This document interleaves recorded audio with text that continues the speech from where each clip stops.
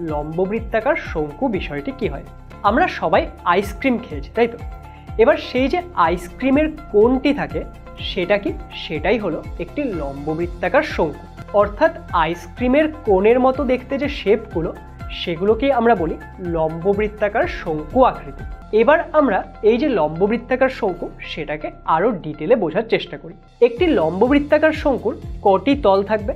দেখো, লম্ববৃত্তাকার শঙ্কুর দুটি তল থাকবে। একটা হলো তার পার্শ্বতল বা এটাকে আমরা বলি লম্ববৃত্তাকার শঙ্কুর বক্রতল। আর এই যে লম্ববৃত্তাকার শঙ্কু বা কোণ তার কি থাকবে? তার একটি বৃত্ত থাকবে, তাই না? যেখানে আমাদের আইসক্রিমটি দেওয়া হয় সেই জায়গাটি কিরকম দেখতে থাকে? সেটা একটি বৃত্তাকার দেখতে থাকে। তাহলে সেই যে বৃত্তাকার তল সেটা আরেকটি তল হবে। তাহলে একটি লম্ববৃত্তাকার শঙ্কুর কটা তল থাকে? দুটা। একটা হলো বক্রতল আর একটি হলো বৃত্তাকার তল। সম্পূর্ণ ভিডিও দেখতে ডাউনলোড করো আচার্য অ্যাপ।